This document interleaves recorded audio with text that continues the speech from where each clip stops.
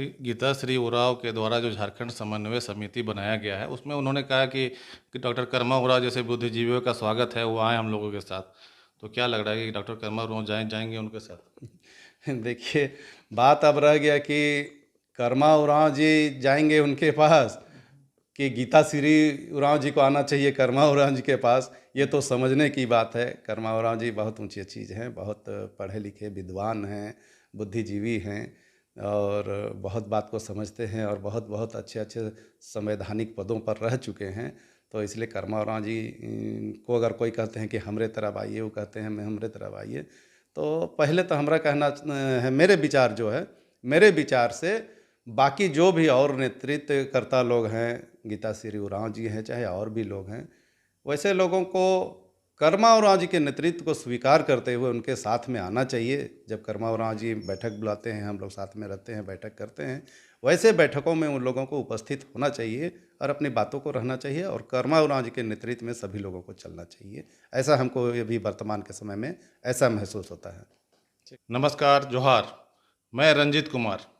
आज मेरे साथ हैं आदिवासी मूलवासी सामाजिक संगठनों के कोर कमेटी के सदस्य अंतु तिर्के जी। जैसे आंदोलन बढ़ता गया आगे, तो आंदोलन बढ़ने के साथ साथ कई लोग ने अलग अलग गुट बना लिया। जैसे अमित महतो ने एक पार्टी बना ली, गीता श्री उरांव, सूर्य सिंह बेसरा का एक अलग संगठन बन गया है, जयराम महतो का अलग संगठन बन गया है। लोबिन हेम्ब्रम पार्टी में रहते हुए भी स्थानीय नीति की बात कर रहे हैं।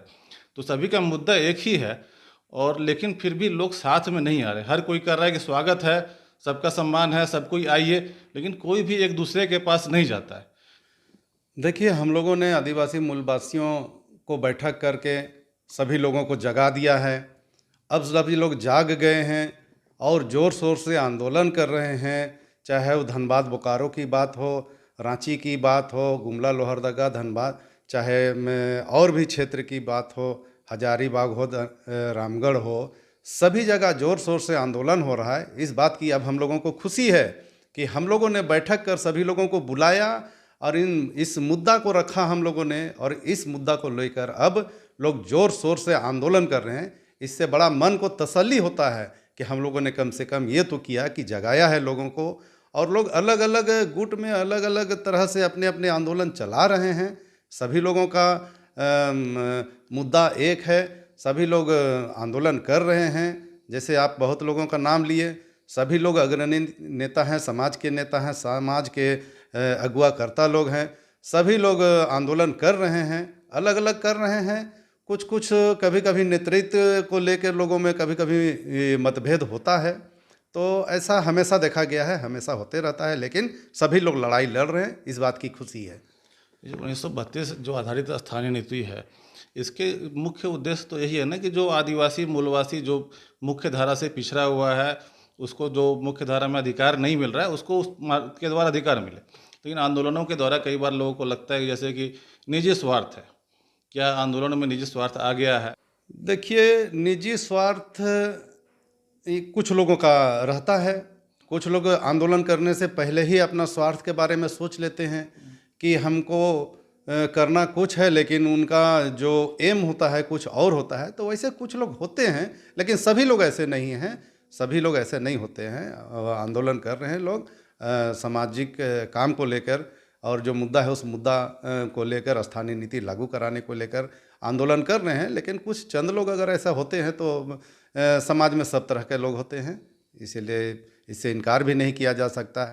1932 आधारित स्थानीय नीति तो झारखंड मुक्ति मोर्चा के एजेंडा में है, लेकिन फिर भी उसको लागू करने में क्या परेशानी है? जो पार्टी का जो मूल एजेंडा वही है, और जब पार्टी वो सत्ता में आ गई है तो 2 साल से भी अधिक समय बीत गया है, तो उसमें क्या परेशानी लग रही है आपको?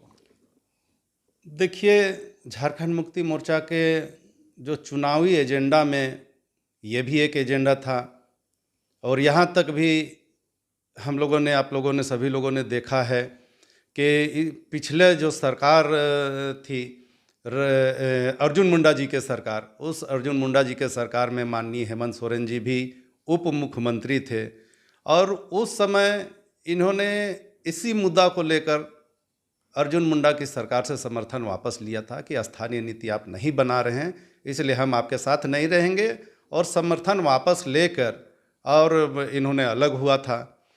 तो अभी ऐसा महसूस होता है कि शायद हेमंत सोरेन जी के जो इर्द गिर्द हैं या अभी जो ब्यूरोक्रेट्स हैं वैसे लोगों से ये घिर गए हैं, और वो लोग हमको लगता है कि इनको सही काम करने नहीं दे रहे हैं, जिसके कारण हमको लगता है कि हेमंत सोरेन जी चाह कर भी हमको लगता है कि स्थानीय नीति नहीं बना पा रहे। तो जनप्रतिनिधियों को जनता का सामना करना पड़ता है वोट मांगने के लिए हेमंत सोरेन को, और उनके पार्टी के नेताओं को ज़्यादा पड़ेगा, ब्यूरोक्रेट्स तो जाते नहीं है। यही बात तो माननीय हेमंत सोरेन जी को भी समझना है, यही बात तो जो भी जनप्रतिनिधि हैं, विधायक हैं, सांसद हैं, जो स्थानीय विधायक सांसद हैं, इन सभी लोगों को इसी बात को समझना चाहिए कि क्षेत्र में हमको जाना है, जनता के बीच में हम वादा करके आए हैं और इसके बाद में भी हमको जनता के बीच में जाना है। तो ऐसे स्थिति में ब्यूरोक्रेट्स क्या चाहते हैं नहीं चाहते हैं उस बात को वो अलग चीज़ हुए, लेकिन कम से कम जो हमारे नेता हैं जिनको हम लोगों ने बागडोर दिया है झारखंड को संभालने के लिए, उनका अपना सोच होना चाहिए, उनको अपना सोच के तहत काम करना चाहिए कि भाई हमको आने वाले समय में फिर चुनाव फेस करना है, जनता के बीच जाना है, हमने जो जनता को वादा किया है उस वादा पर हमको खरा उतरना है। इस बात को तो माननीय हेमंत सोरेन जी को समझना पड़ेगा ना।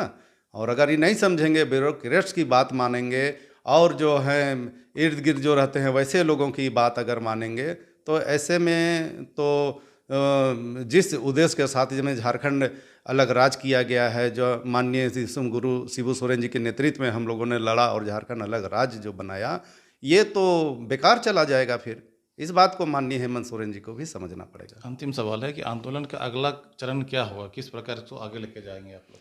हम लोग जिस बैनर के तहत हम लोग चल रहे हैं उस बैनर में सभी बुद्धिजीवी लोग हैं और हम लोग बौद्धिक लड़ाई लड़ रहे हैं, बौद्धिक आंदोलन कर रहे हैं, बौद्धिक विचार हम लोग रख रहे हैं। हम लोग लिखित के माध्यम से, स्मारक पत्र के माध्यम से हम लोगों ने माननीय हेमंत सोरेन जी को 2 बार अवगत कराया है।